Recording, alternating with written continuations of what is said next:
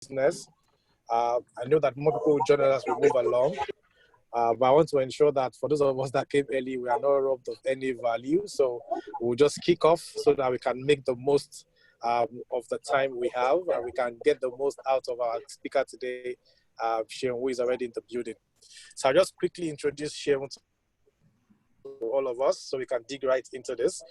We started this series about 4 weeks ago, and we've spoken about understanding your market. We've spoken about understanding your audience. We've spoken about understanding your offering.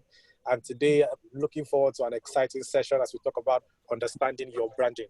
Myself and Seun were together at the Obafemi Awolowo University, the #1 university in Nigeria. Sorry about that. Oh, sorry, we don't apologize. It's #1 university in Nigeria. So don't take it personal. We're together at OAU, and today Seun has had a phenomenal career in the FMCG sector. Seun started out as brand manager with Procter & Gamble, and from there he rose to become the senior brand manager at Procter & Gamble. Had an assignment outside of Nigeria, where he was senior regional brand manager for EMEA meaning India, Middle East, and Africa. And today, Seun is a brand director at Procter & Gamble. Many of us have used Procter & Gamble's product at different times. We all know Always, we all know Duracell, we all know Ariel, and so on and so forth. Seun manages efforts in leading these brands and managing these brands. And so he has great experience doing this. And today, I think we are in for an amazing time as it takes us on understanding your branding.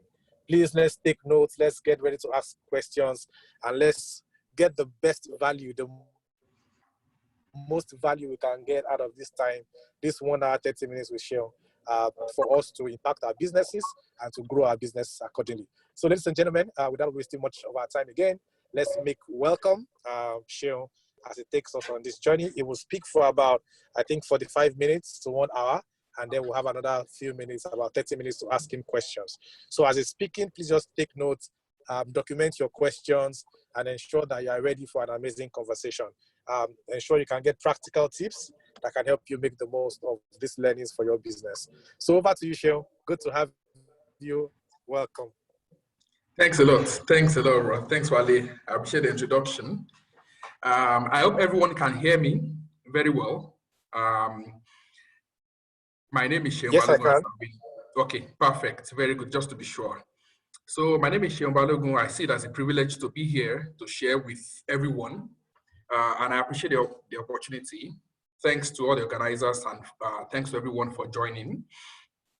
I would like as much as possible for this to be very interactive, because branding or brand management or building a brand is much more art than science. It's not 2 + 2 is 4. Once you know how to add 2 to 2, you can get 4, then you know it's done. We need to continue to learn and grow. I've worked in the private sector in a very corporate setting, like Wale has mentioned. But I know many of the people on this call are entrepreneurs. So I'm sure there are also things I can learn from you, okay? So I would like it to be as interactive as possible. Just for us to be able to have a bit of structure, I will go through a bit of the content, maybe pause at some point in time to see if there's any reaction, not just question, if there's any reaction or comments. Let's engage, let's talk about it. Then we can, also jointly brainstorm the answers to the questions, okay? So without any waste of time, let's go into it. So the title is Understanding Your Branding.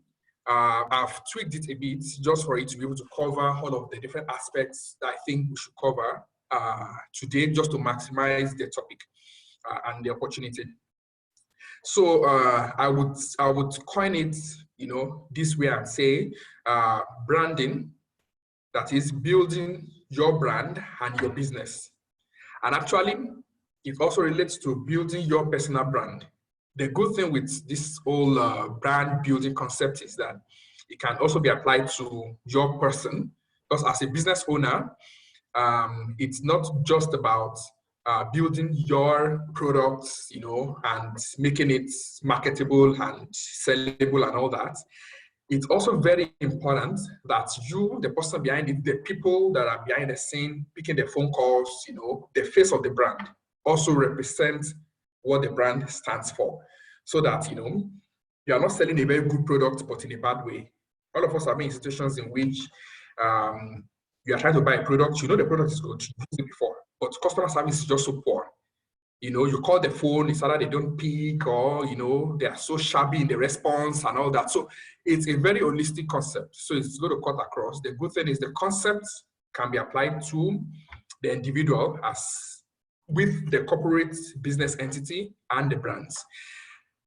So the definition, if you Google branding today or brand building or whatever, the first definition you see off Google, and that's what I've taken because I think it's a good start. You will say is branding is a marketing practice in which a company creates a name, symbol, or design that is easily identifiable as belonging to the company. I think, I'm sure all of us know this, right? When we say, you know, brand, we think the name, the color, you know, that logo, you know, and all those things, which are very correct, which are good. By the way, I have my pen also and a note. I also would like to write based on what I learn and hear from you. Something just came to my mind. I don't want to forget, so I'm writing it down. Okay. We think name, color, logo, you know, we think we mention a particular, let's even just start with this interactive part. So maybe a few of us can unmute and you can just, you know, mention and just name your response. If I mention GT Bank, right? What are the brand assets, the brand elements that come to mind? When I say GT Bank, what are the elements of their branding that comes to your mind? Maybe one or two people.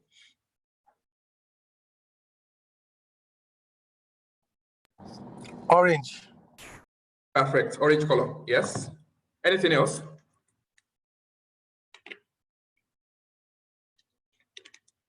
Okay. I think it's a good one. It's good. So the orange color jumps to mind very fast, right? So that's the fundamental aspect of brand, what a brand is and how they've built their brand. You will see that when you get to their branch, the buildings, the signpost outside, you see the orange color. From afar, if you travel to a city you've never been before, right? And you're on a road from afar, right? There are so many buildings, when you see the color, you will, that's GT Bank, okay? When you open the app on the phone, they wouldn't make the app, say, for example, blue color or something, right? So that's the elements. They've chosen that color and they use it. So that's the fundamental level, okay? That's just the starting point. That's a simple definition. It's true for a product, a service, a business person. There are some people that if you mention their name today, you know, what will come to mind? For some, it will be very good. For some, it will be very bad. For some, it will be very funny, you know. So that's either they did it consciously or unconsciously. That's the brand they built for themselves, okay? So that's the starting point, I think, to the discussion, right? What generally people understand as brand or brand building. Before I go into really what's it's all about and all the, you know, myths and everything on the topic, I'd like to first talk about why we should care about brand and brand building, because I think it's a word that's been thrown around quite a bit. All of us have heard about brand, and sometimes we hear about it in the negative sense. You know, a celebrity or a company messes up and they are trying to fix the brand, you know, trying to fix the image and all that, you know. So sometimes it's like in a negative sense and all that. But you know, before we go into all of those details, why should we even care about this concept at all? Why should I bother? You know, I have a small business, you know, you have maybe I'm the only staff, I have one or two people working with me. I serve maybe 20, 30 people. What's the relevance of this to me? Why we should care? The first thing is, either you like it or not, either you're doing it deliberately or not, you stand for something in the minds of people. Okay, either you consciously decide to say, I want people to see me as a kind person, or you're not even doing it consciously. Like, okay, if we throw our minds back to school at any level, maybe lecturers or in university or teachers in secondary school, there are some names you mentioned that, woof, you know, I'm sure all of us know what I'm talking about, either in how tough they are and they are so disciplinary, or how no matter what you do, you don't pass their subject very well, you know. So no matter, either they deliberately said, you know what, I want to be wicked, or not, right? You are building a brand for yourself. No matter, so every little thing you are doing, every little action you are taking is building your brand, is building your name. Okay. Now, everything you are doing to your business, the phone call, the time you open your store, the quality of the products, the cake or the fashion item you deliver to people, all of those things are helping or hurting your brand. They are helping to build or they are helping to destroy your brand. Either you decide that this is what I want you to do or not. Every little action you do, as it affects your person, it's also helping or hurting your brand. Okay. So it's better to consciously decide what you want your brand to stand for. Okay, since we established that everything you do affects your image and your brand, either you decide deliberately or not, it is better then to be deliberate about determining it first, and then building what your brand, what you want it to stand for in people's minds. Okay, now that's really why we should care, because every day with everything we do on our businesses and everything that we do, people are making, it could be an assumption and it could be a valid inference and deduction, but people are making those inferences and those deductions, either you like it or not. So it's better that we actually take control of it and say, you know what, let me actually consciously do this. Now, before I go to what brand is, I like to approach this way. I like to first talk about a few things that brand is not, okay? What branding isn't. The first thing I like to mention, and you will see why I'm mentioning first, you will see later, okay? Branding is not a way to mask a bad product. It's not a gimmick to sell the product or grow the business. That's the fact that the quality is not there. It is not what it is. Some people use it that way, but like I'm sure all of us have seen the examples. If you use nice color packaging, everything to try to sell a product that is not good, you achieve one thing. You will get a first customer or you get a first buy. They're first picking because it looks good, right? You've attracted them. You made the noise, you are social media, They order the products, but when they see the quality, that's the end. So brand building on a bad product is just a gimmick, and it cannot give sustainable long-term business results. Okay? So brand building is not a gimmick to mask a bad product or a bad service. I've also defined what it was, but I would go further to say brand building is not just a name or logo, because we said it's logo, its identity, its color, it's whatever, to be able to identify your business and company. But it's not just that, okay? Because if you see it that way, you are just having name and logo and color and all those things to be known as something. For example, GT Bank uses orange color. They are known with the orange color. So that is rudimentary. It is that, yes, but it's not just that. It is not so that it can be known as something, has a business name, has that fashion house or whatever. It's so that it can be known for something. I hope we get a difference. It's not just so that we can be known as something, so that they can recognize us or know us as something, so that we can be known for something. Okay, and this is really a very important point, and I think a mindset, it would help to drive a mindset shift in terms of how we position our businesses and how we build the brands and the products that we sell. If all you want to do is to say, you know what, let me create the logo and this and that, and let me just slap it on the letterhead and the product and this and that. Okay, you've done the rudimentary, branding. However, those things need to help you to be known for something, either for quality, great service, if it's dress, great fit, or, whatever it is, it needs to help you to be known for something. That is what we need to have in mind. So we are trying to make all of these decisions as to the name of my business and even where to be located and all those things, right? We need to ask ourselves, what would this help me to achieve in terms of my brand? It needs to help us to be known for something, not just as something, okay? So that said, those are very important distinctions to note, right? That it's brand building and branding is not a gimmick to try to mask, oh, you know what, the product is not there. Let's just try to, you know, polish it up. And it's not just to be known as something, it's to be known for something. So with that established, let's now talk about what brand building or what branding is, okay? It is all of the things we talked about. So you have the name, the color, the logo, this and that. And I actually had even the sound or the jingle that you want to use on social media or on radio or whatever. So all of everything that will represent you, right? It is how you put them together to be able to decide the image that you want your customers to have in their mind about you. The ideas you want them to think in their head when they hear your name. Okay, how do you put together all of this? We call them brand assets. That's the name, the color, the logo, the icon, the sound, the jingle, whatever. Everything, that all the assets. It's how you and it's a daily process. It's a daily process of putting them together and building them in one piece so that you can achieve a particular objective. And that objective is to have an image in the mind of their target audience. And again, there's a deeper why to why you want to do it. It's not just about having an image and say, oh, okay, this is what it represents.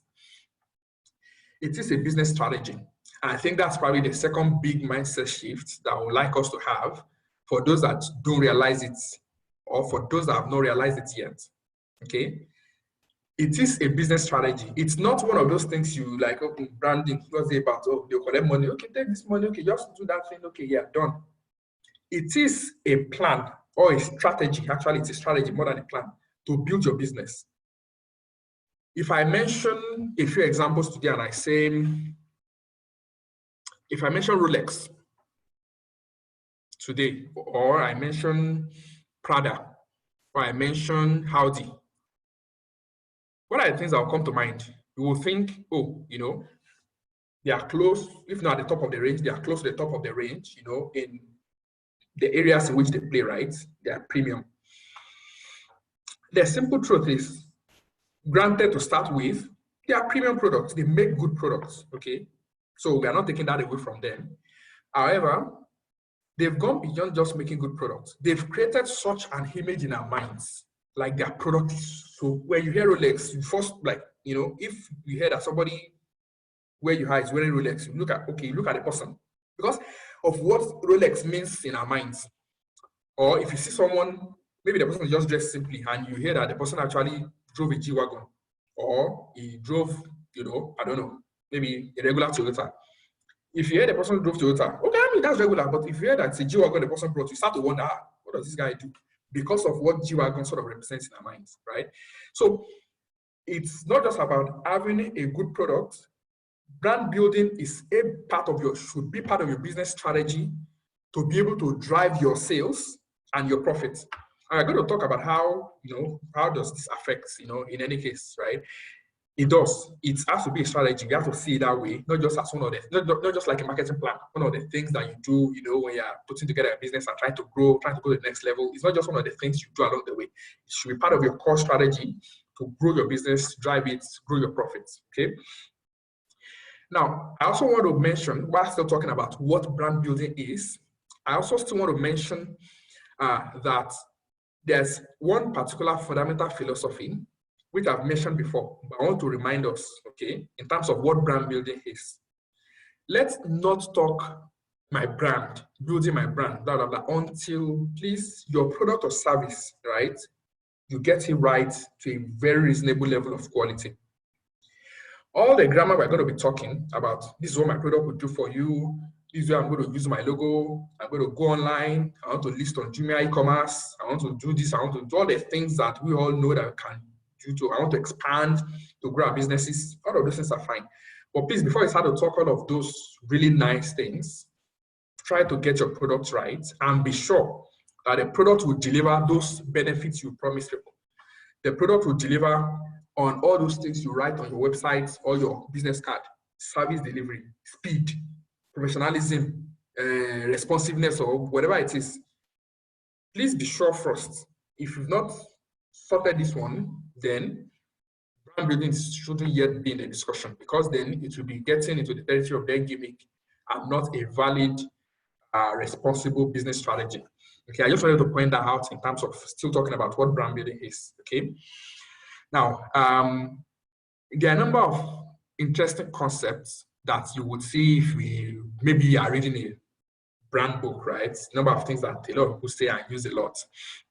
I would try to mention them because they are relevant to this conversation, but try to break it down very simply. The first one is brand equity.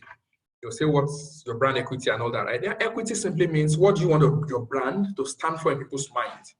And that is that thing you intentionally decide early on. What do I want my brand to stand for in people's mind? When they mention my brand name, what are the 1, 2, 3 things that should be going on in people's minds? Okay. Now let's do another sort of small exercise. I'm going to mention a few names, like it or not, right? Some of the names are people's names, but they are brands. Okay. So I'm going to mention a few of them. I like maybe us to go off mute just for 1 minute and just tell me what comes to your mind. Don't bother describing, just use 1 or 2 words. When I mention the name, just tell me what comes to your mind, okay? Are we ready? Is somebody with me? I have to be sure that I have people listening.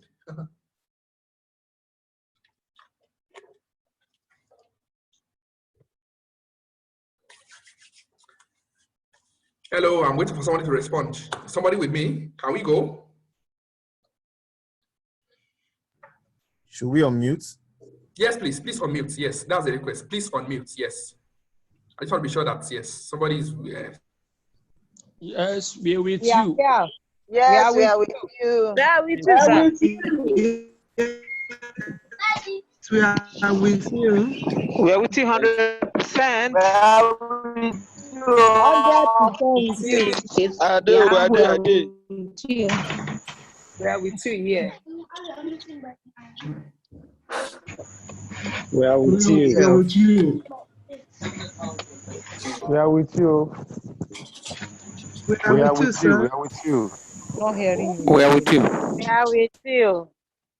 We are with you, sir. Yes, perfect. So I was saying we're talking about brand equity, and brand equity is what comes to mind when I mention the brand name. So if you want to respond, then you can unmute yourself and just respond. So it's good to get everybody's feedback, but now I think everybody's muted now, which is okay, just to manage the sound. But if you want to respond, you can unmute yourself and respond. So I'll mention a few brands. I just want you to tell me what comes to your mind when I mention it. So for example, if I mention Apple, what comes to your mind? Phone. Phone, computer. Phone, computer, okay? Yes. But if I mention Mercedes-Benz, Car durability. Luxury. Luxury. Luxury car. Good engine. perfect. If I mention Lagos, Go slow. Excellent. Hold on. Go for show. City. Go for show. Excellent. City. excellent. Go for show. Center of excellence. Yoruba land. Luxury car. Okay. Blood. I knew that would be very interesting. But if I mention New York, okay, interesting, very good. I know that's part of it. If I mention New York, Ilola, big city. Crime. If you enter Apple City. Apple. Jews. okay. Center of business. Center of business, perfect. So Yes. like fundamentally linked to. Fine, thanks for the response. We can use that. Thank you very much. So what is your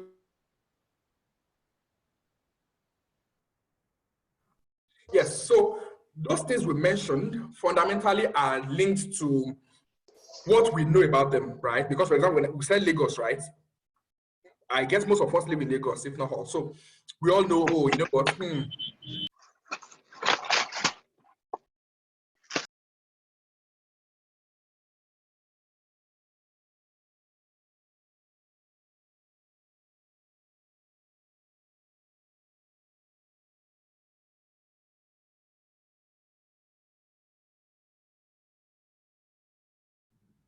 We are not hearing you again.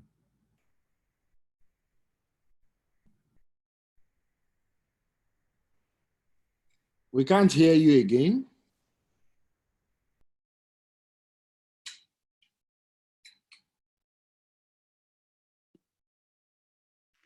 No more sound.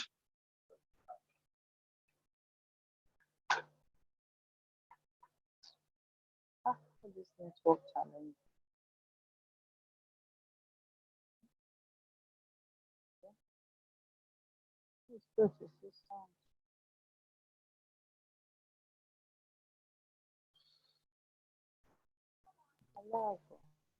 We can't hear you.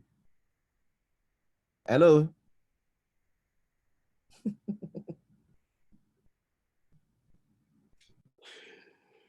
CM, you may need to call him, or maybe Wale, because he obviously can't hear us as well.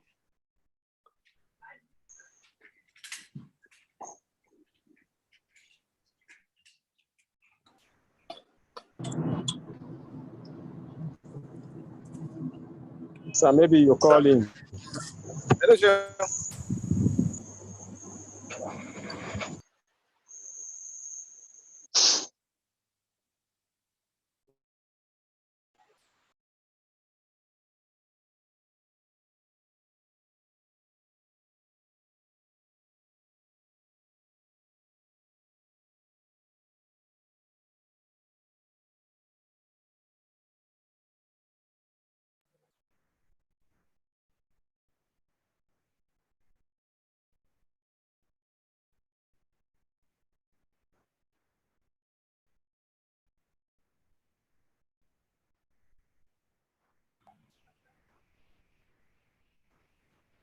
So sorry, I believe you can hear me now.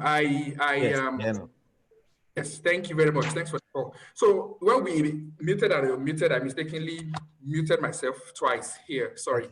So I'll go back, just recap what I said. So I was mentioning the fact that all of the things we mentioned, it's because of what those brands, names, cities stand for. Okay. For example, Lagos, really, we know it's stress and traffic and all that, you know, that's what it is. But then also, the government is doing a good job of building into a center of excellence. That's how we mention excellence. Mercedes-Benz, we know it's a car, right? And it's a good car. We mentioned luxury, but also the people making it also, when they show it on TV, they don't show the one that's 20-year-old that is rickety and, you know, almost breaking down. They will show new premium, really nice, you know. They built that luxury mindset into our minds. I was also talking about New York, for example, that New York, when we talked about it, we mentioned, oh, you know, foreign city, you know, center of business, this, that, which is true, which is true. But there are ghettos in New York. They won't show it on TV. They will build it like that place you need to come and do vacation. There's insecurity in New York, stabbing, shooting, and all that happen, you know. But they won't show it on TV and all that. They would show it like it's a great place to come, which is good. So they are building their brand, and that's why it's having that image in our minds. Now, I was making the point that some of the things we mentioned, some of them, not all of us use them or been there. For example, not all of us use Benz, not all of us live in Lagos, not all of us have been to New York. But what we hear about them fundamentally affects and impacts what we think about them. That's equity. But beyond what we hear, but the fundamental thing with what we hear is what actually those people have shown us, what they want us to believe about those places. That's why, for example, when you're talking premium, you know, Giorgio Armani or even Nike shoe or whatever, they would show you really nice. They will show you somebody that looks presentable. They will show you a new version of their product. They will never show, of course, they will not show old show, you know. They would show everything really nice. They would have a nice studio lighting, everything looking attractive. So in your mind, you are saying like, oh, you know what, if you want a really good sports shoe, it's Nike. Forget everything else, it's Nike. And maybe you've never even put your leg inside one. Maybe it's not comfortable for your leg. Maybe you don't even know, but because of what you see on TV, you know, it affects your mind. That's actually also what we need to understand about our brands. Brand equity. It is what we want our brand to stand for in people's minds. So anyway, we've done that. For the sake of time, I'll move on so that we can cover more grounds and cover the key important things. Now, the next important concept after brand equity is brand character. Okay? And here it means if your brand were human, if it were a living thing, 3 words used to describe it. It's close to what we said before, but it's like you need to be able to describe your brand or your business or you yourself using 2 or 3 simple descriptive words. For example, strong, beautiful, efficient, agile, calm, knowledgeable, fast. If you're like maybe into service and all that, or maybe, based on your industry, you need to be able to, and you need to decide it ahead that these 2, 3, 5 words, I want them to describe my brand or my business or my person. Such that if somebody that's never met you before or has experienced your brand or your business describes it, they might not use the same. The goal is not that they use the exact same word. Of course, there are so many words that people can use in a word. But the goal is that by the time they describe it, they are talking about those things. And why is this important? It will help to guide everything you do. Everything you do. I use this every time. Every brand manager uses this every time. In the office, for example, even still, as of this week, I was reviewing a plan with somebody in my team, and I was saying, why do you want to use this kind of image here? And the person said, oh, because this, that, which makes perfect sense. But I say, you know what?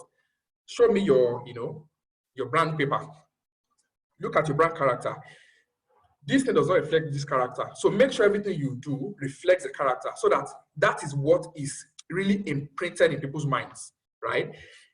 It's those things that make you believe Flex or Omega or Patek Philippe is a very premium product wristwatch, or Ferrari and Bugatti and all those things are great cars, right? Some of us have not seen them, but because of what we hear about them, you hear the speed, you see the picture, you like, whoa, okay. So you need to decide what are those 2, 3, 4 things I want to put in people's minds and work at really, really plugging in their minds. The next concept, so I talked about brand equity. That's what you want your brand to stand for people's minds. Character, 2, 3 simple words to describe your brand. If your brand were human, will it be fast, knowledgeable, compassionate, agile, and all those things? The next is point of parity and point of difference. People talk about this a lot. They'll say, what's your unique selling point? It's good. It's a fundamental and important concept. You need to look at your industry and say, okay, maybe I'm in fashion or bakery or poultry, IT, food business, agro. Many people are doing it. There are so many of them that many people are doing. Yes, granted, I don't think there's any business that anybody would do. Even if you are the first person to invent and create a business, somebody will copy and start to do it. So you will always have many people playing in the space in which you are playing. But you need to decide what are the things that I don't mind sharing with them. All of us can do this. And you need to look at what are the one, it's okay if it's just one. But if you could even do 2, great. What are the 1, 2 things that I want to do better than other people? Will set me apart, because that's really one of the way in which brand building can be a business strategy to grow your business. That's how you can really stand apart in people's minds, because they know you for something. There are many things I will complain about in Nigeria today. If I mention just 1 or 2 professions today, I'm sure all of us have seen example. If I say tailoring, fashion, tailoring, people have suffered from tailors. It's one area that, for example, it's a pain point today. You can decide that for me, I will make that my point of difference. Point of parity is parity. I do it as well as everybody else. All of us share it. Point of difference is my unique selling point. I do it better than the rest. So in fashion, for example, it could be maybe everybody has quality fabrics. Of course, not everybody does, but maybe everybody has quality fabrics, but I want to get the fit to be perfect. The fit has to be great. I'm sure all of us also know tailors that if they sew clothes for you, it's almost like, your sculpture. It's perfect fit. And it could be service delivery. You want them to feel good. You want them, when you say, we're going to deliver it on Thursday, it's going to be delivered on Thursday. It is going to be delivered on Thursday. And if you can't make, it doesn't then mean that things happen. We're in Nigeria. It doesn't mean things can't happen. If anywhere in the world, things happen. But for the sake of your brand and your business equity, you need to manage them, call them, and first apologize and explain, and tell them it's going to be Saturday. And after, the explanation and calming them down, you make sure you deliver that Saturday. So that's one area also in which people don't do well, but you can select as what you do better. And it could be speed. Maybe typically they say come next month, and you want to do it in 1 week. And it could be really unique designs. You just want to be the one like having those new nice cuts and designs, You need to select maybe one, but you need to do it so well that people know that, and I'm sure many of us even, and maybe those tailors are not doing it consciously, but many of us also will notice that everybody knows them for that person, the designs, It could be in high tea. Maybe you want to really deliver quality products, or maybe innovate. Be the one bringing something completely new out. Stay ahead, innovate. It could be speed, it could be agility. And maybe the food or agro business, you might want to make freshness your different point of difference, or make your product natural, fresh, natural, not processed, not refrigerated or whatever. It could be taste. In what you do, just want the taste to be great. Everybody else makes cakes, but when they talk your cake, they know that the taste, maybe it could be a bit costlier, fine. But at least the quality of your taste will be able to justify why you are costlier, And maybe it's the presentation and packaging, maybe it's the service, quality of service, and maybe it's also unique designs and all that. But we need to know our industry very well and look at it and say, what are the things I don't mind, everybody does it well, what are the things that I want to do better than the rest, okay? Now, so let's talk for the next few minutes on how to build our brand. So how do we go about it? What are the things, right? We've done all the definition and all the concepts. So how do we build our brands? Many of the things we would know. So it's just good to structure it and to remind all of us, right? Number one thing that has to be set in our minds is that the consumer or the customer, the person that consumes, meaning uses your product, and the customer, the people that buy it, they are the boss, okay? It doesn't mean you don't argue with them. It doesn't mean but you have to prioritize them and look at them to answer 90% of your business questions. Maybe you are thinking, how do I come up with new quality products, innovation? How do I beat competition? I'm in a place where I have a store. I have so many other people also, with the same store selling the same product. How do I, do better than them? Think your consumer and customer. What do they want? What are they looking for? What can I do better that will please them and make them that when they are coming? Maybe my store is even far inside in the market and everybody's selling the same product. They will bypass everybody because they know that the quality of the product, or the fit or the this, How do I target? Who do I target? Where should I advertise? And who should I go on social media? Again, think your consumers. People using your product, people buying them, are they on social media?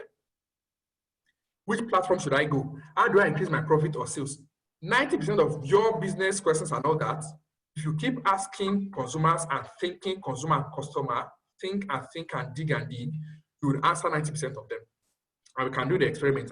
Maybe during the question, we can maybe engage more on this, but you can answer most of your business questions thinking consumer, customer, the people buying and the people using. Sometimes it's not the people buying that's using. You might be selling baby clothes. Babies don't come to buy clothes in your store. It's the parents that will come. So think the two of them. The people using, the people buying, okay? Then determine and decide what you are good at. We talked the other time, your point of difference, and be great at that, okay? Define also what are the unique selling points, okay, basically what I just mentioned also, will help you to stand out, okay? That will be very critical to you. And one thing is very important in terms of these things is, for example, when we talk about personality, we talk about strength and weakness. That's like a strength. Research has shown with humans, company, whatever entity you are researching, it's better to know your strengths, something you can do very well, and improve on it and be great at it, than to focus too much on your weakness and say, let me be better on my weakness. It doesn't mean you should not fix your weakness. Work on your weakness, try to get better. It applies to the person, the company, brand, business, whatever. Know your weakness, don't let it hurt your brand.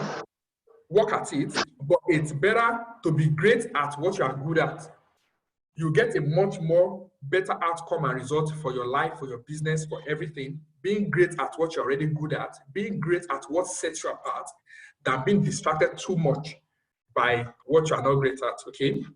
Then try to be a bit unique and iconic, distinct.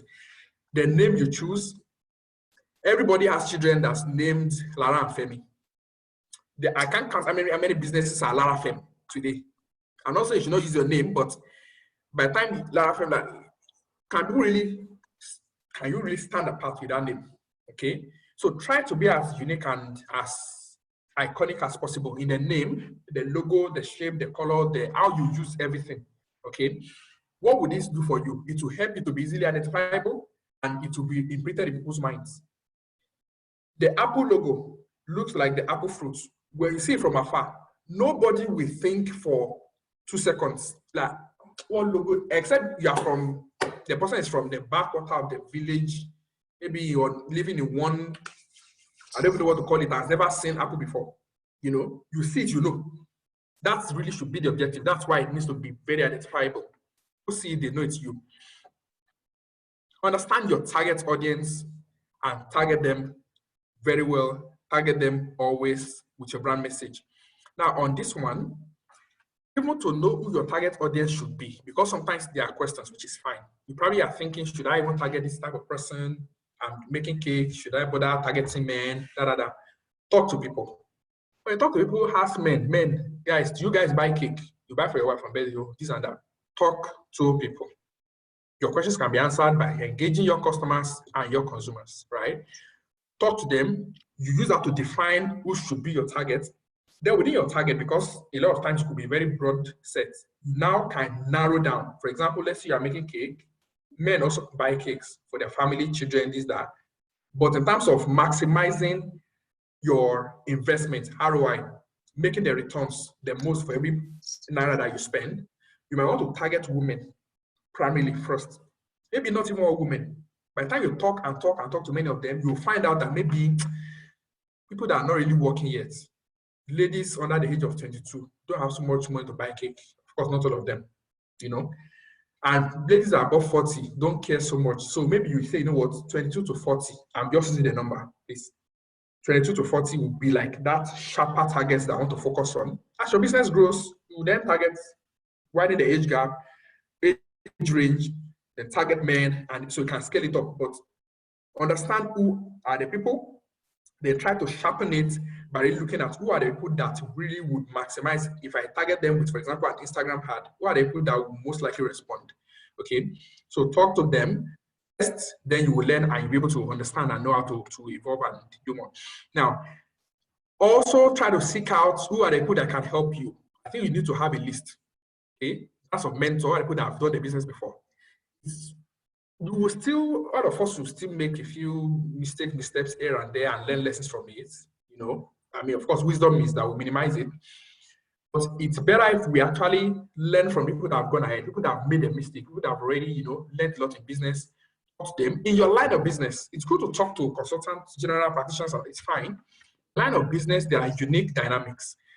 If you can find 1 or 2 people, even to send them a DM on Instagram, you know, even if you never have their phone number, just on Instagram and ask them this, how are you coping with this, what will you advise me on that? It always helps. Just like it's good to have a mentor in one's career, okay? Same applies to the person. Okay, now, when you've done all of these things, you have your unique selling points, you define the target audience, you have a very unique and iconic identity and brand elements, and you've targeted them with, you know, your advertisements, and your advertisements could just be your notice board. Okay, because I know that there are small business line levels. Some can't even go to Instagram or spend money boosting and all that. Some can do that, but it could be a small notice board. And your advert might not even be any, you know, physical element. It could be word of mouth. Word of mouth is one thing anybody can use. Word of mouth basically is tell family and tell friends, don't keep quiet about your business. Tell them to tell the other person that you do this, right? By the time they tell 50 people, 1 person comes to really please that person, the person will tell 2 or 3 people and really convince them, I know if you go there, you know. Word of mouth is one cheap one that is available for everybody. Because sometimes people say, I don't have money, this and that. Which is understandable. Everything is in level. Word of mouth is a basic level that you can leverage before you now go to, maybe you have a business card or you print some handbill that you put somewhere. Maybe you now make a banner or, you know, signpost for your business. Maybe you now have social media presence. I can now do Facebook and, you know, Instagram ad, or they're now to the level of TV, radio, and all those big ones. But there's always something that can be done at every level. Stick to the things, what you want people to think when they think you, your logo and all the elements and name. Use them everywhere, every time to be consistent, so that either people see you on TV, they not see you on the phone, or somebody is describing you, you know, in Ibadan, right? everything can link to each other. Okay, so that those are very important. What happens if, because like I said, right, the number one philosophy is product quality before we talk brand building. But what happens if product quality or the service quality, fails? And it happens. It happens to big companies, it happens to small companies. All of us would have heard before that a big car company like, for example, Volkswagen is recalling cars, right? It happens. Now, 2 quick things to handle. Own up to it, do not deny. Okay? So people would try to, it's not me, we didn't do it, or try to just, it doesn't help brand, it doesn't help. And it doesn't help the business. Think, for example, Bill Clinton, when he was president, Monica Lewinsky, oh no, I didn't do it. He lied before the Senate, he found proof. He now had to face the shame and all that. They impeached him. No, they didn't remove him, but they impeached him. There are many examples in business. Volkswagen had a recall a few weeks ago. We know business also in Nigeria that, their brands, very well known. People just have to complain at some point in time. Own up to it, don't deny. Then don't use your own hand to now magnify the problem. If they know it's just in this country or in just this small place, keep it there, manage it there. Don't say because you want to be holy and you don't want to be fake and all that, you now use your own mouth to now go and tell the whole world. It's not necessary. Where the problem is, deal with it. If the problem is not anywhere else, then there's nothing to deal with. Okay? Sorry, just one moment. There's nothing to deal with. Okay? Now when you've decided to face the problem and to deal with it, and you don't magnify it too much by your own hand, then focus on fixing it and compensating if possible. Okay? That really helps your business. I just made an example, pizza sometimes last week, and I told the secretary to bring card. I don't have cash at home, I pay with card. The person came, card machine not working. I even still trying to get cash to pay. The person doesn't have change. I'm like, so what do you want me to do? I have to take the pizza back. They called me, the company called me to deliver it again. Then they added a drink that I didn't order, right? Because they knew apparently that, that didn't go well. I specified when I ordered it, and I told them when they were delivering on phone. So they added a drink. I was like, oh no, I didn't order a drink. When they were giving to me, I'm like, I didn't ask for a drink. They're like, oh no, we're just giving you, as apology for, what happened and all that, right? Doesn't mean you need to give free products or whatever, but find a way to fix it, because you still want to get your customers and consumers back, and you still want your brand to stand for the good quality. So the clothes didn't go well, replace it with a good, well-sewn dress now, and they wear it and it's good. Then they can start to believe again, okay, you know what, maybe you really know what you're doing, but you need to fix it and if possible compensate. Now, let me take just, 7:55, we started like 7:10. So I'll still stick with, let me take 5 more minutes. We can go into questions. And maybe in between, I can mention a few other things. By the way, I'm almost done, so we are very good on time. Very good on time. So a few other things also to have in mind, right? Like I mentioned earlier, focus much more on the things you can do very well. I just wanted to add to that study and be a master actually along that line. If possible, because sometimes like when you tell people to take courses and all that, courses are good, trainings are good, but like, okay, which one exactly? Take it along the line of that your strength. Be a master, focus on it, be great at it, let it set you apart, okay? Develop yourself as you are developing your products. I'm guessing all of us also would know people that can do something so well. The person is so good, but the person has this corner shop just in that small place. The person has been there since 1995. The person is still there. If you go there tomorrow, just still, it could be due to a lot of things. So I'm not judging or, judging anyone. But one of the reasons could be that the person is not really, maybe the person is not aspiring to grow. So please, again, I'm not judging or whatever, but it could also be that the person is not growing their capacity to grow the business and expand beyond that point. So while you deliver great products, right, do you know how to market effectively in 2020? Or you still know what worked in 2010? Or what worked, what my dad told me in 1642 is what you still quote till tomorrow? Do you know what works well in 2020? Do you know where you should be selling? For example, coronavirus happened now, right? Many people could not open store in the month of, I think, April, when there was lockdown. Do you have, or are you now thinking of maybe listing on one of these e-commerce sites? Everybody needs to have some form of online presence. Number one, e-commerce. It's a good way to expand your business and, to have, if not free, but to at least have an easy access to a large customer base by being on the, on the e-commerce, one of these e-commerce platforms, or even all of them. Okay. While you're at it and you're growing your business and doing everything you can and doing all the work, make ethics, good character, right? That is no corruption, a business strategy. I know we're in Nigeria and all that, and of course, all of us know about the corruption and this and that, and that's why we don't have a good name. But there are still people that can have a good name in the midst of the mess, and that takes conscious effort. Where people can trust you, where people know that you will not mismanage their stuff, or they can trust you overall in summary, right? It's part of your brand building. It helps your brand and it helps to grow your business. When people can't trust you, they go to the next store, right? That's how your poor brand management has affected your business. Like I mentioned, brand building has to be a business strategy. If your brand is well built and it's positive and it's good, it will help grow your business. If it's not, to affect the business, in the other sense. I go back quickly to the point I made on having online presence. It's not just about e-commerce.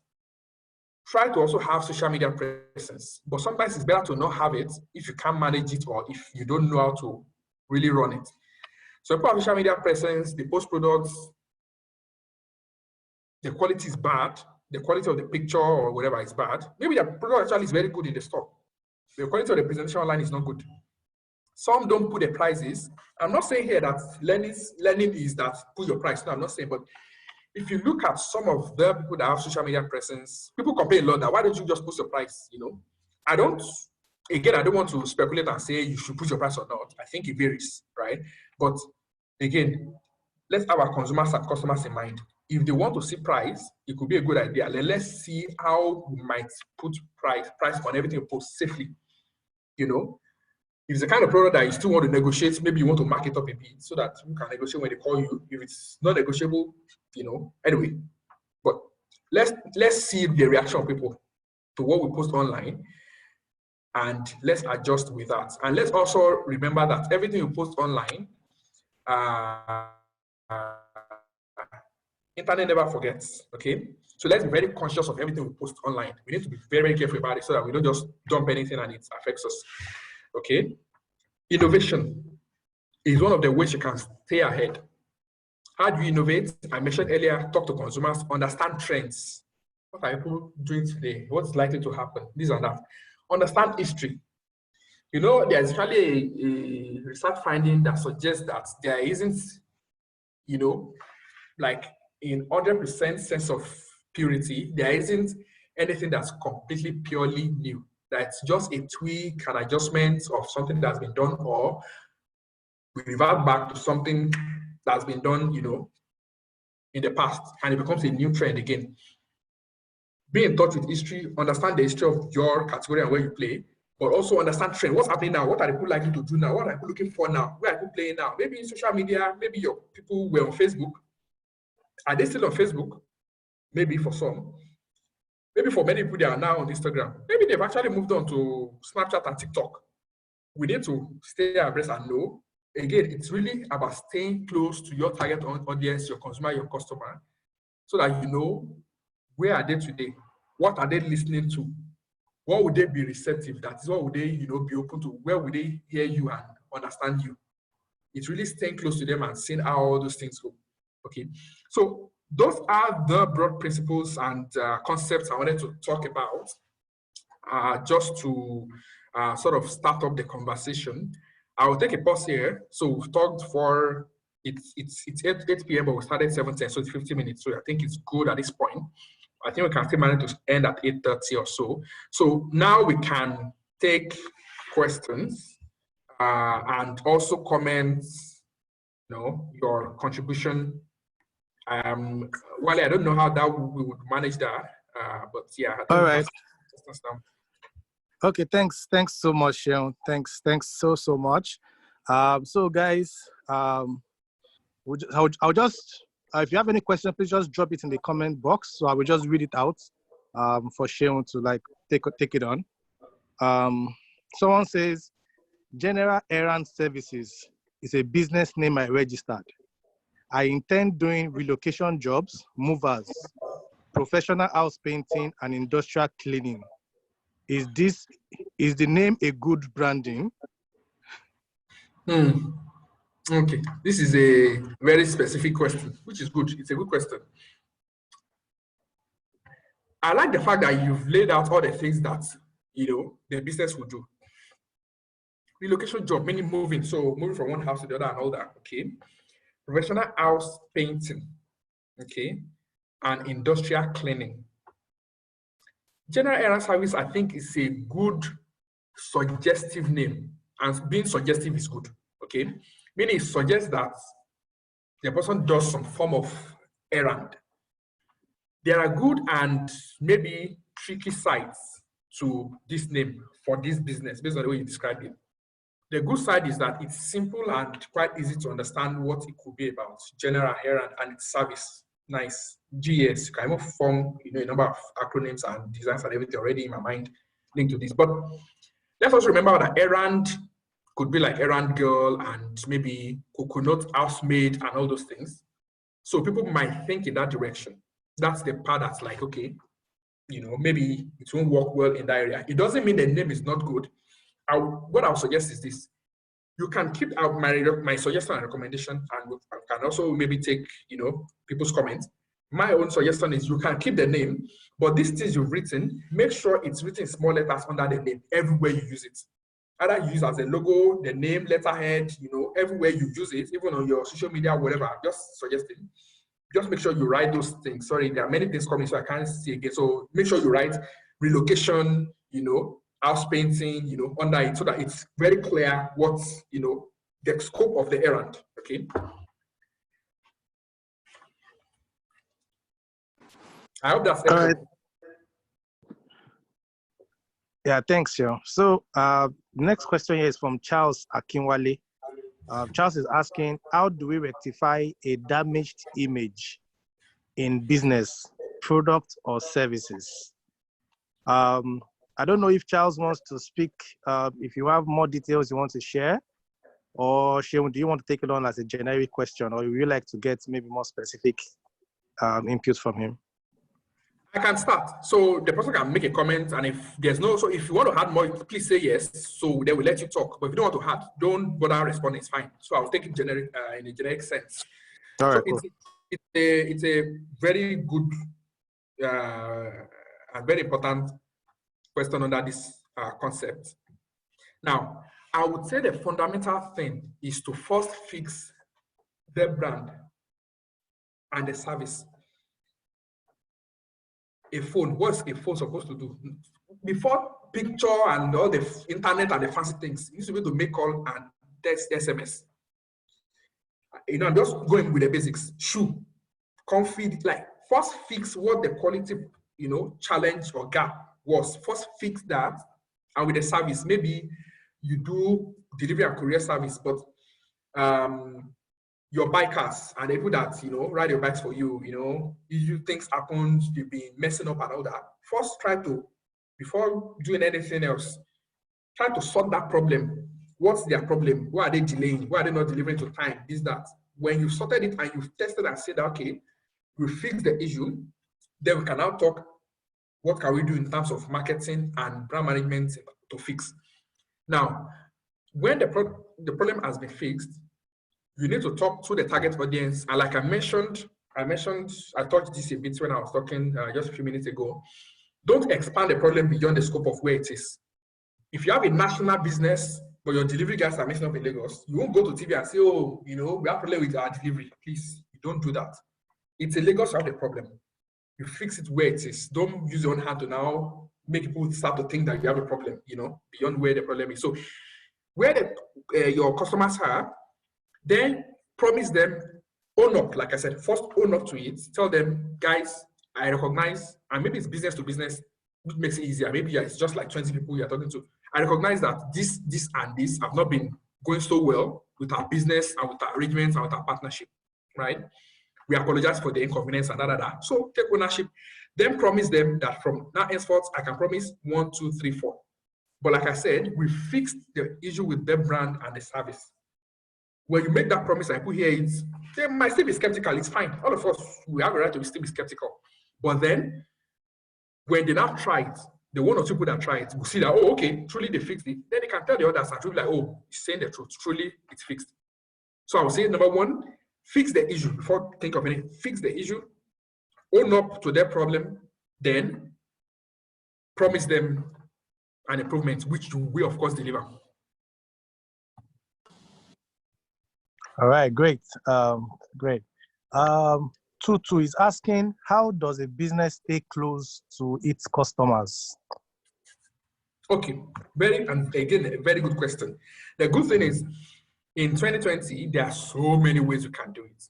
Okay, and it doesn't even matter if the business is very big. Because sometimes we would see and say, he's working in multinational. Those ones have money to forget multinational. Even us, we go out every time. All of us, boss to list, we go out every time to go talk to people on the street because it steals people on the streets, no matter how you are. That except except you are selling, Patek Philippe watch, you are selling Benz, whatever, you are selling Ferrari, your people are not on the streets, okay? But for most of the business that we do, and what we sell, for example, my company, it's me, it's everybody on the streets, the person at my door, everybody. We go to the store, we go into the open market, we dress down, remove the tie, forget all the office, whatever, right? It's when your business is good that you get salary and you can dress well. You remove all those things, go to the place and talk to them, right? If it's, for example, fashion, you ask them, what do you like to see when you want to sew your clothes? What are the things you like to see? Good fabric, fits, okay? You note it. What are the things that your current tailors or the tailors you use in the past 5 years did not be doing well? What are the problems you've had with them? You do it. So no matter the size, right? Everybody can walk to the streets, to the shelf, to ShopRite, to any store and talk to people there and just have it there and be like, okay, sorry, I just wanted to ask you, I saw you something. And if you already have an existing business, you already have maybe 2 or 3 or 4 customers, you already have them. Those are people you talk to. If you have just 10 people, talk to the 10. That's a good representation of the larger audience that can come to your store, start with them, talk to them, learn from them. Or if you're at the size in which you can do social media, you can go on social media, just look at what people are talking, look at what people are saying. Go to if you are in fashion or cake, bakery, go to the pages of the cake people, see the comments. From just reading the comments, right, with an objective mindset, you will learn. You will like, oh, they will say like, oh, this cake is not fine. Why will you make a cake color pink? I'm like, people don't like color pink cake. Okay. People are saying, oh, I that cake from there, they did deliver in 2 weeks. You notice that, okay, service delivery. Go online, it's free. Just look at people's page and the comments relevant to your business, And of course, if you are bigger, you can employ research agencies, and give them specific questions and say, I want to go into the sphere of my business. Let me ask this, and this, just for me to learn and be sure that what I'm doing is the right thing. I hope that's helpful. Right. So Jason is asking, what is the most appropriate approach to pricing a new entrant that is intended to be positioned as a premium brand? We're talking about pricing next week, but I'll allow Seun to still just talk about this as well. Absolutely, great question. And this is very, very relevant also to brand, because besides offering quality products, one of the ways people signal and suggest premiumness is the pricing, okay? And it's critical. Now, if you want, and I like the question, it's a very good question. If you want to be a premium brand, you need to price for it to suggest premium from day one. And I'm going to explain, because it's a tricky area. Let's say you are selling bottled water. They are selling in traffic for 50 naira, but yours is so clean, refined, spring, whatever it is, drama, just as example. You want to sell it for 100 naira. List it for 100 naira from day one. Put it where also the premium of your product are being sold, because that's the way they recognize it as premium. If you throw it everywhere like every other one, they will just say, this product. Try to list it might be tough. Try to list it where premium products are also being listed. Now, what you can do, because I see the full ramification of the question, as an entrant and a follower, one of the business school concepts, you try to price a bit lower when you want to gain market share or when you are new, so that I can get customers and get them in. Let's say example, let's say you listed your business on e-commerce. It's premium. So everybody's selling for 100 naira. You want to sell yours for 120. List it at 120 so that the premium image is already suggested. You can offer a promotion but you make it clear that limited promotion entry, so that I can suggest that this is just to, I'm just giving you, this is the value. I'm just for you to come, take it for this price. So you can offer it as a promotion, limited stuff. Then you go back to the price. Then maybe offer it as promotion again and do that. Then you'll be able to see that, okay, your pricing is really working. But it hardly works that I want it to be a premium product to price it like the rest. It will be hard, and I'm talking from my little experience, it will be very hard to see that as a premium. If they say Benz is premium, and let's say a new Toyota today is 10 million, I'm just saying. But a new Benz also is 10 million, it's the exact same price. I would think that they are probably the same type, if you get what I mean. So try to put that price, then if you want to get market share, you can do run promotions to bring it down a bit. But yeah. All right, thanks, Seun.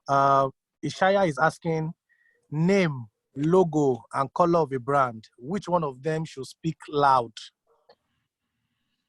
Name, logo, color. All of them are the same because your logo has a color, and everywhere you put your name, you also use a color. So I would say there's an intersection of all three. Of course, there are areas or places where you might not be able to really put the ideal color you want to put for your maybe the photocopy of a document or just typing something. But try to say, okay, if I choose color blue, my business name is Seun, so my logo is S, right? Make your logo blue color, so it will be S in blue color, okay? And keep that consistent. Everywhere you now write, you represent yourself, business name, Seun, or letterhead, Seun. Yeah, you put your logo beside it, okay? But the color is blue. So everything still works sort of together. The important thing here really is consistency. Please don't use sky blue, here, deep blue there, this, that. Our brain, right, is very sharp. It's processing things in the background. It's getting confused already. When you're like, I thought I saw this business, but this color, I'm not even sure if it's there. Maybe it's there. Maybe it's a counterfeit. So please, consistency is the key thing, really.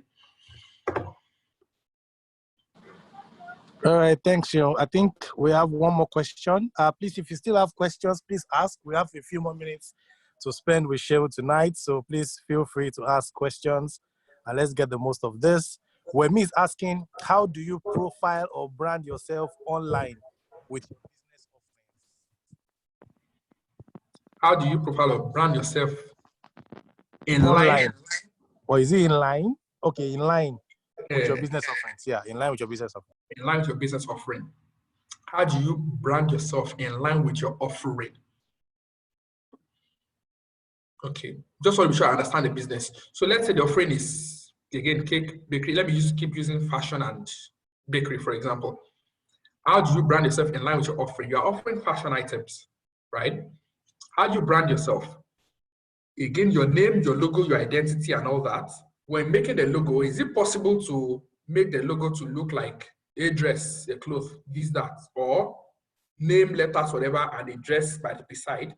How can you fuse it already so that when they see the logo, even before seeing the name, they know, if possible, they know that this one is cake they are making. Because the cake is there, or fashion, is there already. So if possible, but you don't have to put the item there. There are some items you can put, maybe a car, However, as long as you make the name, the identity, the color very unique and distinct, like we said, like very unique, okay? Then the rest will be easy. Like the first question that we engaged on, the general errand service thing, if it's not something you can infuse the product into the name, you can put a bit of description under it. There's some people that say clinical general services and say general contractor, supplier of this, that, because really with the name, you can't really describe everything you are doing. You can't describe your full offering. So you can have your broad, maybe you want to say the name of my product is Samsung. Samsung does not suggest any, of course, we know now Samsung is a phone. But let's say I'm the one that has a business today now in my house. It's called Samsung. Nobody knows or cares what Samsung is. So I can say Samsung. I can put under it mobile phones, laptops, electronics, that kind of thing. So those are some of the intelligence ways in which you can infuse your offering into your brand identity and logo and all that, to communicate really what you're doing. All right, we have another question. Thanks, Seun. from CM Adiolo Akiyemi. I'm sure you know him. He says, how does one company have many $1 billion brands? How do we structure marketing efforts to brand different products differently and give them a life of their own? I am fascinated by the P&G model and would like some insights into the thinking that separates different products brand by one company. Amazing, very excellent question, and it's a valid question that also amazes me. Still amazes me actually.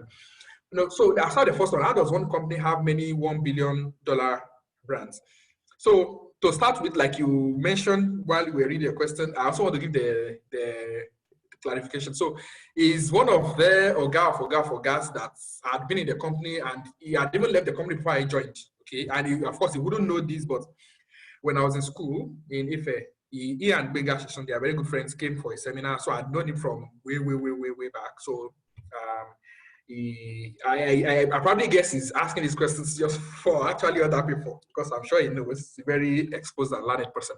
So anyway, based on what I know, how does one company have many of them? To start with, P&G is more than almost 190 years old. I think 188 now years old. Okay, so like they say, Rome was not built in a day. It didn't happen in one day.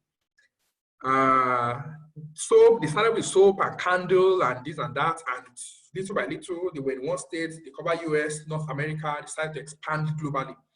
And I'm sure you would know that the expansion to Africa and Asia still less than 50 years old for a company that's almost 190 years old. So it's a gradual process over in so many years, okay, because P&G will always say innovation. Again, P&G was the first product, for example, company, for example, to make the feminine pad. To say, how can we do this better? We sell nappies, how can we make it into something people can use and dispose? Test, R&D, this, that. When you can innovate and be the first to create a product, you have an advantage called first mover advantage. It does not mean that you would reap the benefit forever. You still need to be the first in quality, service, pricing. A lot of things still need to be good for you, because you can create a new business and lose it if somebody else sees you like, oh wow, okay, nice, interesting new thing, and do better than you. So first mover advantage can work. You innovate, you create that thing, you move, then you scale it globally, they can get the benefits. A company, again, another reason why P&G has so many billion-dollar brands is the fact that we have existing global infrastructure and reach more than 5 billion consumers today. If you launch a new product today, if we want, we can launch it, and reach 3 billion people within 1 year. The existing framework and everything is there already, But the critical thing really is innovation, continue to innovate. And how do you innovate? Talk to consumers. Consumers, what are they looking for? This thing that they are using today, how can it be better? This thing they are using today, how can we make their life easier? So it's really that innovation which is rooted in consumer and customer understanding, continuous consumer customer understanding, innovation, brainstorming, thinking, how can we do better? Try experimenting, testing with the consumers. If I give you this, will you like it? They say yes. Testing with more people. Okay, then you can begin to scale it and hold that space. So I would say, well, those are some of the important things. Now, the second part, how do we structure marketing efforts? Let me just scroll back because I mean the questions. Let me take that for you. Yeah, I can see. Thanks. Okay, can see. Okay, cool. Yes. How do we structure marketing efforts to brand different products? Perfect. Very good question. Now, you are selling laundry, you are selling soap, you are selling this, blah, blah, blah. It goes back to all the things that we talked. If you are saying, oh, I'm one company, maybe you are selling food also. There are some FMCG that sell food plus all of these things. You can't just say, you know what, everything we are selling, just target the same persons, Each one is playing in different segments and different categories. In the segments where this one is playing, we need to know the consumer. Like I said, please know your consumer, know your customer. You need to know your customer for that one segment. That's why typically there are different teams. A team working on this product, or one person on this product, another one on this product. Know your consumer, customer in and out very well. Know what they want. Know where they will be receptive, meaning where they will be willing to listen to you. For example, you are selling shaving stick.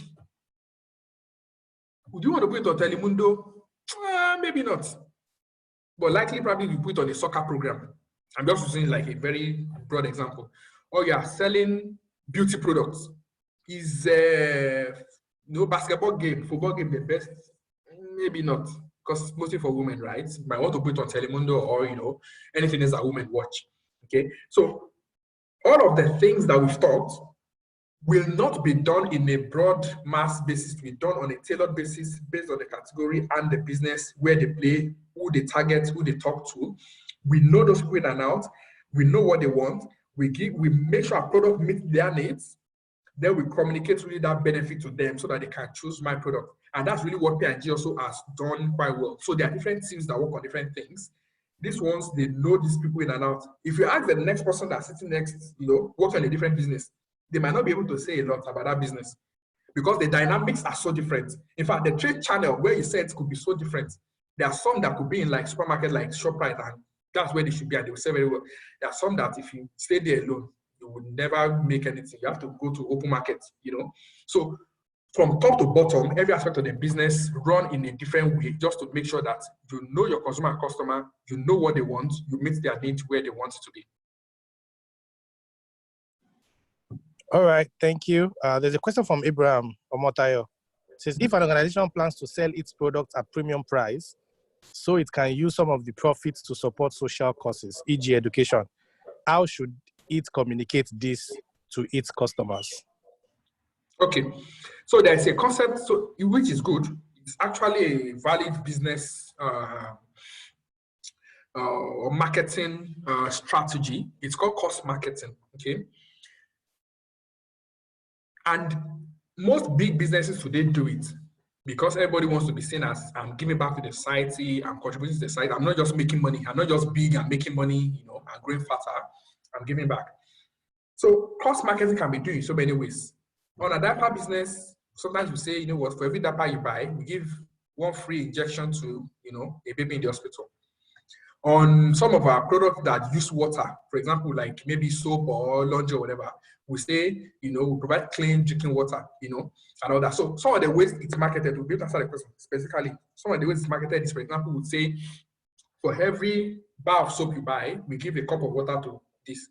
But you'll have done your homework, please. Very quick example. Let's say your product is 7 naira, you sell for 10 naira, you make 3 naira, right? But you're happy to make your profit just 2 naira. And 1 naira you want to use it for the give back. I'm just using an example. You'll have calculated that product that sells for 10 naira, that you make 3 naira on it, from which you want to take 1 naira to give back, that 1 naira, what can it do? Can it give 1 cup of water? Can it give 1 injection? Can it give 1 cup of rice? So that I can say 1 meal, for 1 child, But try to link the cost to your category. If you are selling diaper for children, don't say you want to meet the need of old men, in the village. Try to link it because that's really how the cost you are targeting also can still come back to help to build your business. You are still really touching people within the space of your target consumer. So it's a valid cost market is a valid marketing strategy, and it's really also helps to build their business. Do their homework, see how much you can give back, see how you can codify and measure it and say, okay, for every whatever cloth that I sell, I provide 1, whatever scarf, whatever it is to somebody that doesn't have a house or have a home. I hope that's helpful. All right, thanks, Seun. I think we'll take 1 or 2 more questions as we wrap this up. Someone wants to use voice. So Taiwo, Sonia, I'm going to unmute you now to ask your question quickly.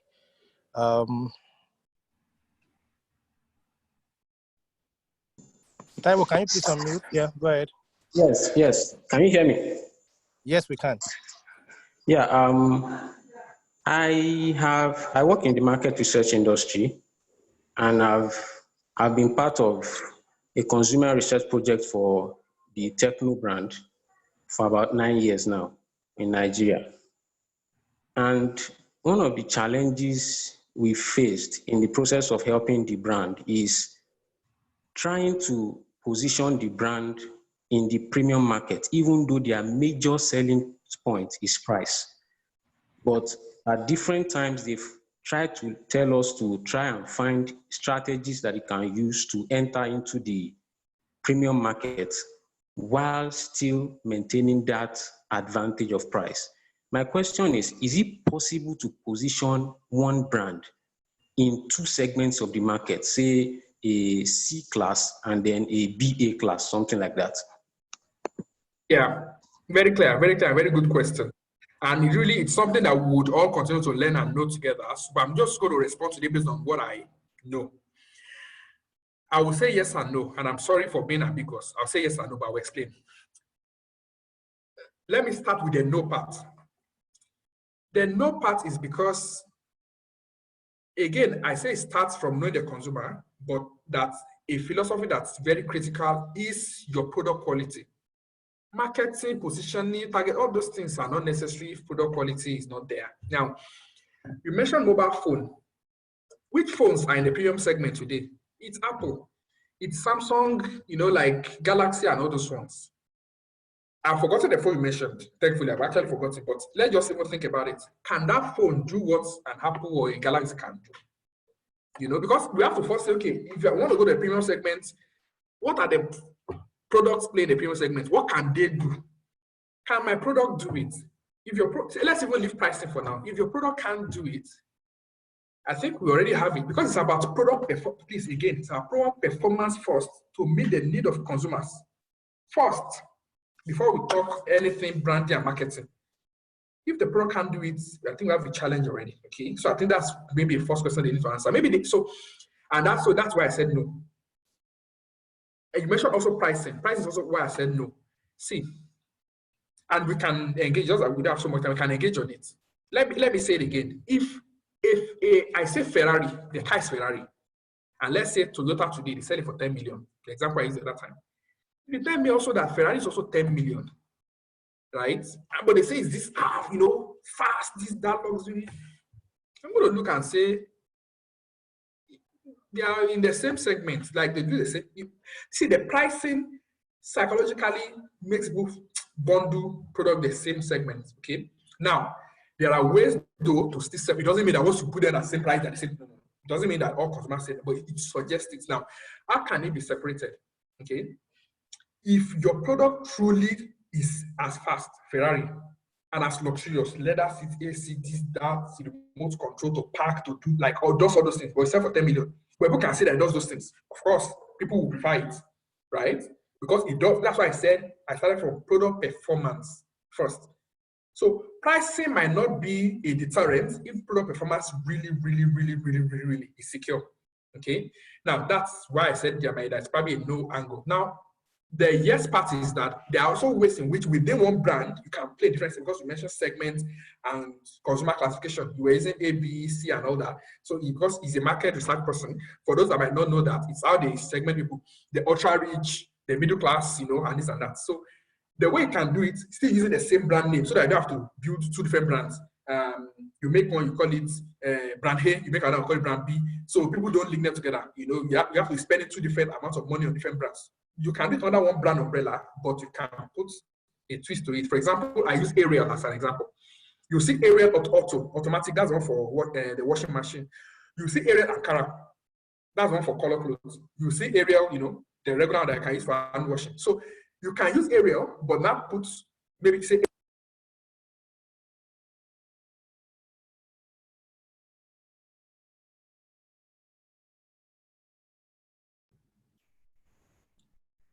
We're not hearing you. We've lost your voice. Hello?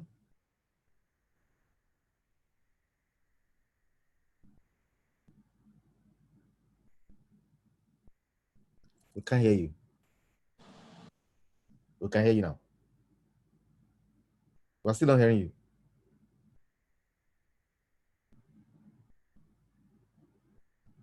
We can't hear. We're not hearing you.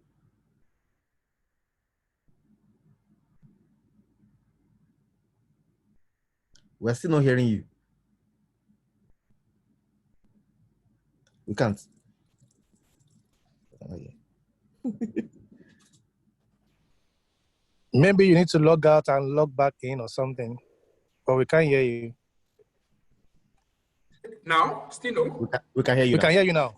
Professor. Yeah. Perfect. Okay. So just wrapping up that question to say, but if you still want to really, target different segments of consumers and have different products under the same name, you can use a code.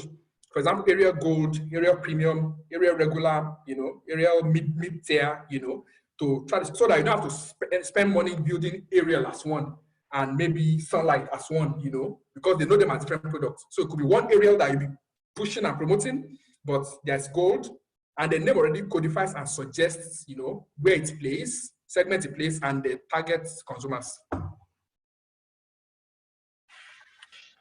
All right, thanks, Seun. I think it's already 8:30, and I'm not sure there is any other question here in the chat box.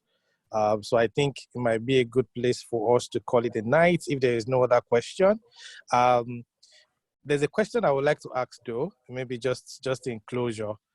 So what do you think is the place of brown founders of companies in building a brand? So I mean, where Apple today, for example, where they are today is strongly connected to Steve Jobs. Virgin, for example, is strongly connected to Richard Branson. What do you think is the place of company founders in how brands are positioned? Just the thoughts. Yeah, so very good, actually very good question, because sometimes some business owners and founders can be very all over the place. They say this, they say that tomorrow, they just, because they are the owners, they just, scatter things. Because like we said, consistency is key in terms of building a brand. Consistency is very important, okay?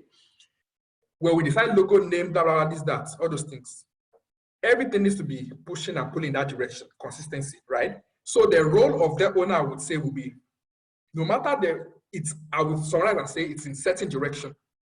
And in certain the direction, it needs to fulfill all of these rules and tips that we talked. Consistent use of your brand assets, making sure your product delivers. So the direction and the tone from the top that the owner and founder is saying, do it this way, expand to this place, go here, go online, don't go to this e-commerce site, go to the other one. Because, they are the boss, they are calling the shot.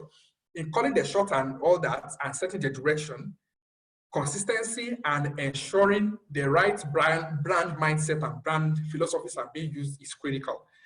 The owner should not pull them in a direction in which the company is weak and they can't deliver. Maybe they are great in product, but not in service. Except it's ready to invest in service, don't just push them in that direction anyhow.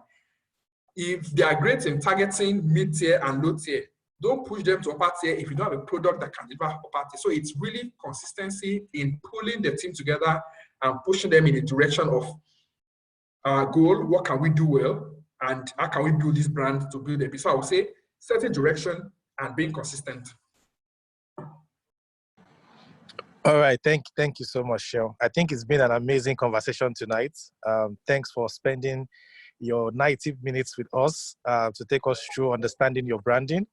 I think for everyone who is here tonight, we'll do different things from baking to poetry to market research, to people all over the place. We have people from different segments. I'm sure we have learnings that we can begin to apply. So the question to begin to ask is, from all these things we have heard tonight, what can I begin to do differently? How do I ensure that I can effectively position my brand in a way to drive value for my business? I hope you have taken those thoughts. And if you have any questions, even after this class, please use the Google Classroom. We'll be willing to engage there as well. The quiz for last week class is already live in the Google Classroom, so please take your quiz towards your certification. We also have the quiz for Seun's class as well. We'll drop it in the classroom during the course of the week, so you can also just refresh your memory on the things that you have learned tonight. Thank you so much, Seun. It's been great having you. Well done, everyone. CM, do you have any closing thoughts as we wrap this up tonight?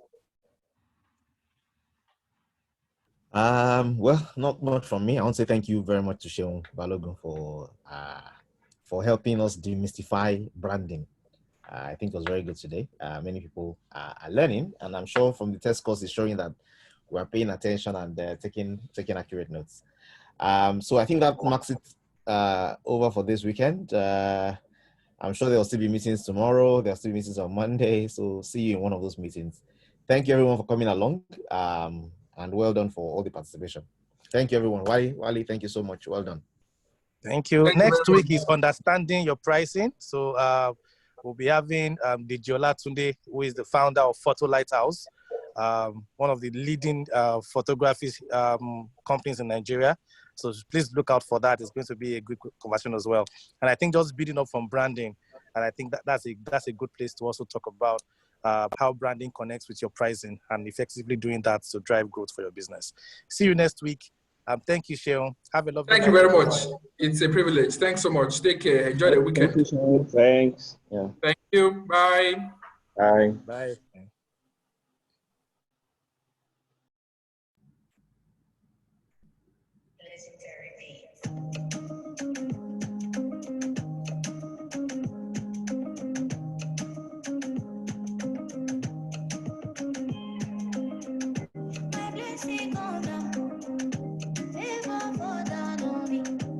Goodness and mercy follow me every day. Everything when I touch for this life, anything when I want.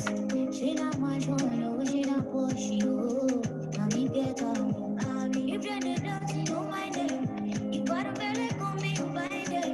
But I don't come you. I don't about baby.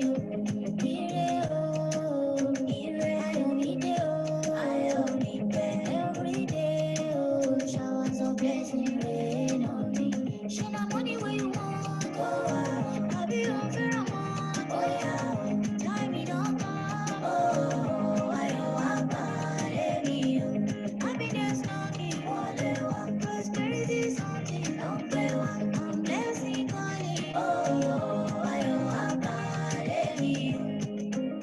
I should you up, wherever we go. Victory, when all the finish. I need 10 million. Look, you know go run down. No more tension, no wahala. Tori all I want lay. Oh, what's it there? House has it all out, 10 million. I know I can't be a gentleman. I'll be a little guy if you believe. Oh, Shani, oh, Maniko, Shani, oh, I'm here. Every day, showers of blessing rain on me. She not money where you want, I be on Fairmont, time it don't come, I don't have money. Happiness no need, whatever, prosperity something, don't pay one, I'm blessing calling, I don't have money.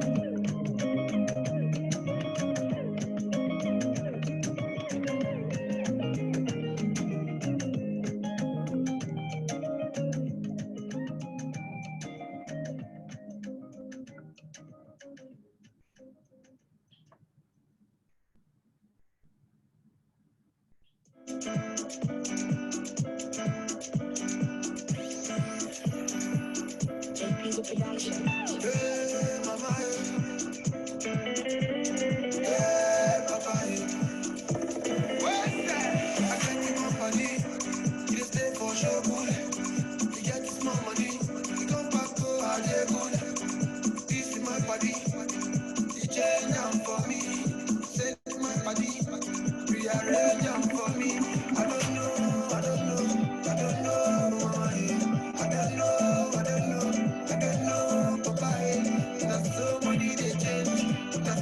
money they change people. That's so money they change.